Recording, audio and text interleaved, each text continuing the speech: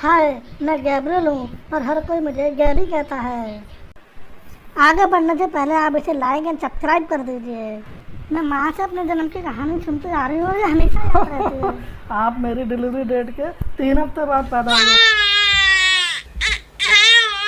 और वो भी पूरे 12 पाउंड के। 1 मिनट पकड़ते ही मेरी बाजुओं में दर्द हो जाता था। आप तंदुरुस्त होने के साथ साथ सुंदर भी थे और अब तक के सबसे प्यारे बच्चे थे और अब भी हैं।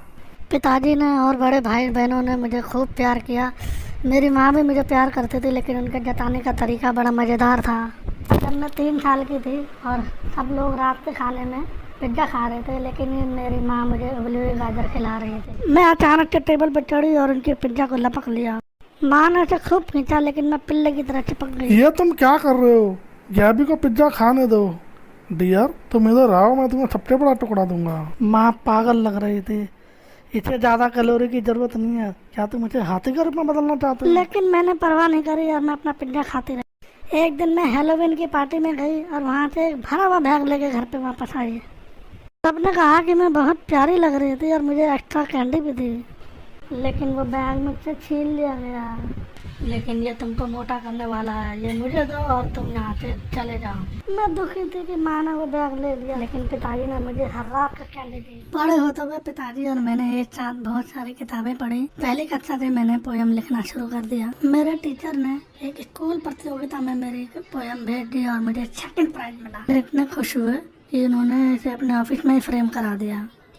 थैंक गिविंग डिनर में उन्होंने मुझे फिर से सबके सामने एक कविता सुनाने को कहा और मैं भी खुश थी क्योंकि सभी ने मेरे लिए तालियां बजाई। द्रम्पी आंटी पॉली बोली, गुड जॉब चाइल्ड, लेकिन आप इतने मोटे हो गए हो कि आपके कपड़े फटने वाले हैं। मैंने पहली बार पिताजी को इतना गुस्सा करते हुए देखा। आपने हिम्मत कैसे की ये कहने की? यह सिर्फ एक बच्ची है और ये बिल्कुल ठीक है। उसने मुझे उठाया और मेरे परिवार से कहा कि हम जा रहे हैं।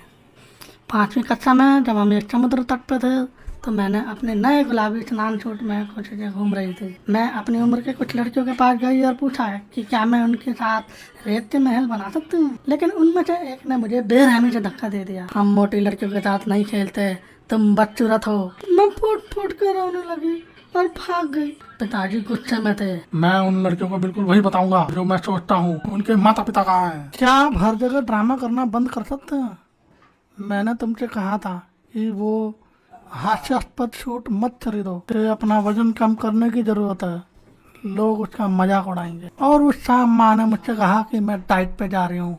आपके भाई का 16वां जन्मदिन कुछ महीनों में आ रहा है और यदि आप कुछ वजन कम करते हो तो आपके लिए एक अद्भुत पोशाक खरीदेंगे।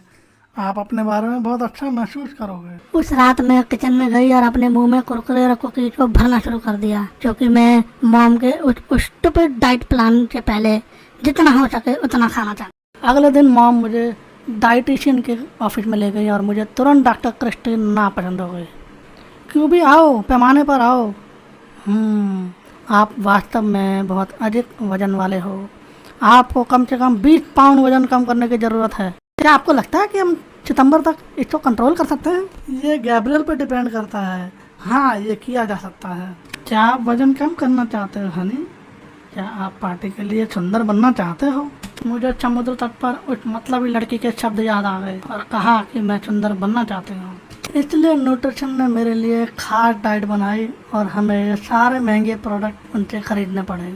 मुझे एक विशेष पनीर के साथ एक विशेष टोस्ट खाना था। खाने की मेज पे जब मैं चेहरे बना रही थी तो ये बहुत ही घृणित था। पिताजी ने मेरी थाली में से कुछ खाया और लगभग उल्टी होते होते बच। आप एक भयानक चीज तो क्यों खा रहे हैं? बस मुझे कुछ हेल्दी फूड दो, मुझे कचरा खाने की जरूरत नहीं है। नहीं पापा, मैं ये बकवास खाना खाना चाहती हूँ और मैं सुंदर बनना चाहती हूँ। लेकिन आप पहले से ही पतले हैं। ये ठीक है, केवल कुछ ही महीनों के लिए प्लीज। मुझे मत देखो, वह पतला होना चाहती है। पिताजी थोड़े उदास लग रहे थे, लेकिन उन्होंने कुछ नहीं कहा। उसके बाद मैं वो भयानक आहार करती रही और मैंने 1 इंच भी ढीला नहीं किया। माँ आखिरी मिनट तक इंतजार कर रही है कि क्या वह मुझे खरीदारी करने से पहले कुछ वजन कम कर देगी। उसने सेल्समैन से हमें ऐसे कपड़े दिखाने को कहा जो मुझ पर अच्छे लगे। ओह, मैं समझती हूँ आपका क्या मतलब है। आप चाहते हैं कि वो पतली दिखे। मेरे पास अच्छी पोशाक मिल जाएगी, आप यह और यह और ये कोशिश क्यों नहीं करते हैं। मैंने सभी कपड़ों पर कोशिश की और मुझे हर चीज से नफरत थी, क्योंकि मैं चेंजिंग रूम में एक सफेद पोशाक उतार रही थी। मैंने कुछ ऐसा सुना जिससे मेरा दिल टूट गया। ड्रेस उसे अच्छी लग रही है। ओहो, बहुत अच्छा नहीं। वह सफेद पोशाक लड़की को एक छोटे रेफ्रिजरेटर की तरह छोटा और चकोर बनाती है। काश उसे मेरा फिगर विरासत में मिला होता। मैं फुट फुट कर रही कि माँ मेरे बारे में क्या सोचती है। हमने कुछ बेवकूफी भरी खाली पोशाक खरीदी और पार्टी के दिन मैंने अपनी सांस रोक रखी थी और सभी तस्वीरों के लिए अपना पेट दबा लिया था। यह सिर्फ बदसूरत और दयनीय लगा। मोटा होने से मेरे प्यार करने की क्षमता पर कोई असर नहीं पड़ा। हालांकि मुझे हर समय स्कूल में प्यार हो रहा था, लेकिन मैं इतना असुरक्षित हो गई थी कि हर किसी से पूछ भी नहीं सकती थी। नवीं कक्षा में मुझे जेम्स के प्यार में पागलपन का एहसास हुआ। यह खूबसूरत लड़का जो मुझसे 2 साल बड़ा था, उसने बेसबॉल खेला और मैं उसे दूर से देखती और उसके बारे में कविताएं लिखती थी। एक दिन दोपहर के भोजन के समय किसी ने मेरे कंधे पर थपथपाया और जब मैंने देखा वो जेम्स था तो मैं सीट गिरते गिरते बची। ओह, तुमने ये पेपर हॉल में गिरा दिया। क्या यह कविता आपने खुद लिखी है? ये सचमुच अच्छा है।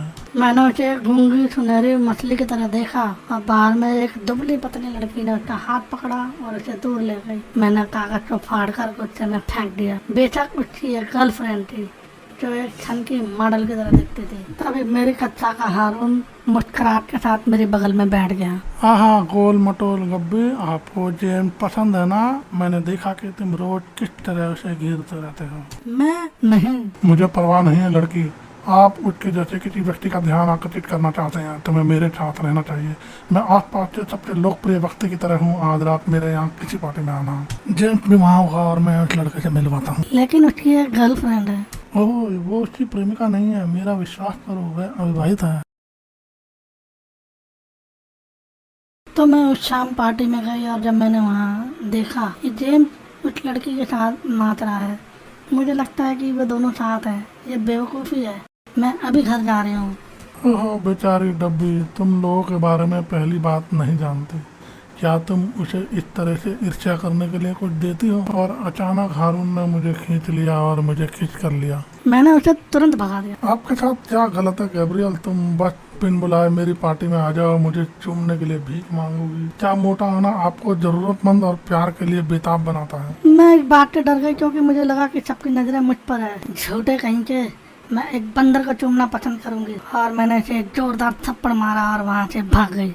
लेकिन चूंकि हारून एक लोकप्रिय था, उसने ये सुनिश्चित किया कि मैं एक मोटी हताश लड़की के रूप में जाने जाऊं और इसने मेरे आत्म सम्मान को बहुत ठेस पहुंचाई। अचानक मैंने अपनी भूख खो दी और कम खाना शुरू कर दिया। पिताजी चिंतित थे और पूछते रहे कि क्या गलत हुआ। लेकिन जब मैं दुबली हो गई तो मेरी माँ खुश हो गई। वाह गब्बी, आप तो कमाल के लग रहे हैं। खरीदारी के लिए चले? नहीं, मैं अच्छी हूँ धन्यवाद, लेकिन तुम बड़े कपड़े में हो।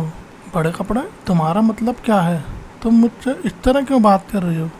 मैंने तुम्हारे साथ क्या किया है? कुछ नहीं माँ, तुम एकदम सही हो।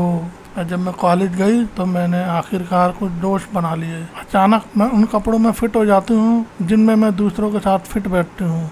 लेकिन फिर मुझे पता चला कि यहाँ किसी को मेरे लुक की परवाह नहीं थी। लोगों को मेरी शायरी और मेरी बातों में दिलचस्पी थी, वैसे नहीं जैसे मैं बाहर थी। पहली बार लगा कि मैं सांस ले सकती हूँ। मैंने और अधिक खाने और आराम करना शुरू कर दिया। जब मैं क्रिसमस के लिए घर गई तो मैंने अपना कोट उतार दिया और पाया कि माँ मुझे बात की तरह घूर रही हैं। गब्बी, क्या आपका वजन बढ़ गया?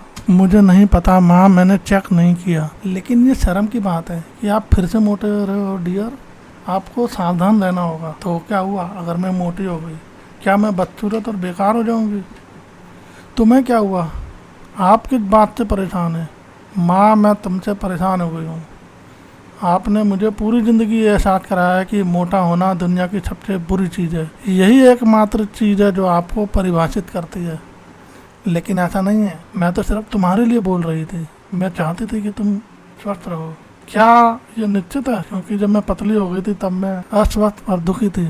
और आपको इस बात की परवाह नहीं थी, केवल एक चीज जो आप चाहते थे कि मैं सुंदर हो जाऊं। कोई फर्क नहीं पड़ता कि आपकी कीमत क्या है, मैं जैसी हूँ वैसा तुमने मुझे कभी प्यार नहीं किया। ये सच नहीं है, मुझे तुम्हारी बहुत परवाह है। हाँ, मुझे यकीन है माँ आप परवाह करते हैं, लेकिन उस तरह से नहीं जो मेरे लिए अच्छा है। मैं जा रही हूँ। अच्छा, हम आपके साथ आ रहे हैं, हम एक बार फैमिली डिनर का आनंद लेना चाहेंगे। मैंने मुड़कर देखा, मेरे पिताजी और भाई बहन वहाँ पर सच में गुस्से में है और हमने एक रेस्टोरेंट में अद्भुत क्रिसमस डिनर किया। उसके बाद पिताजी ने मुझे कॉलेज में छोड़ दिया। पिताजी ने मेरे चेहरे पे हाथ रखा और कहा कि मुझे गर्व है, तुम कितने स्मार्ट और मजबूत हो। मुझे खुशी है कि आप खुद की कीमत महसूस कर रहे हैं और आप हमेशा मेरे लिए परिपूर्ण रहेंगे। समय बीतता गया और मैंने हर समय वजन घटाया और बढ़ाया, पर मेरा आत्मविश्वास बेहतर था। मुझे अभी भी यह विश्वास करना कठिन था कि कोई मुझे वैसे ही प्यार कर सकता है जैसे मैं थी। लेकिन एक दिन सुपरमार्केट में किसी ने मेरा कंधा थपथपाया। गैब्रियल सही। ओह हाय, सॉरी, आप कौन हैं? स्कूल में तुम्हें जेम्स याद है? मुझे लगता है मैं आपका सीनियर था। मैंने तुम्हें पहचान लिया क्योंकि तुम्हारे पास अभी भी बहुत खूबसूरत आंखें हैं। हे भगवान, ये जेम्स था। हम उस दिन काफी के लिए बाहर गए और चॉकलेट केक पर घंटों बातें की। मैंने अपनी पहली किताब के लिए लिखी गई कविताओं को भी साझा किया। ये एकदम सही था। हमने धीरे धीरे डेटिंग शुरू की, लेकिन निश्चित रूप से मैं बदल रही थी और अपने हुए नुकसान को ठीक कर रही थी। मेरी माँ अब भी मेरे शरीर के बारे में हर समय राय देती है, लेकिन अब वह मुझे प्रभावित नहीं करती है। अंत में मैं समझ गई कि उसकी समस्या उसकी अपनी असुरक्षा के बारे में थी। अब मैं खुद से वैसे ही प्यार करती हूँ जैसे मैं हूँ, चाहे मैं पतली हूँ चाहे मैं मोटी हूँ। इसके अलावा मेरे बगल में ये अद्भुत आदमी है जो बिल्कुल भी उथला नहीं है, मैं बिना छत प्यार करना जानता है। इतने कष्टों के बाद अब मुझे पता है कि मैं सुंदर हूँ, चाहे कुछ भी हो।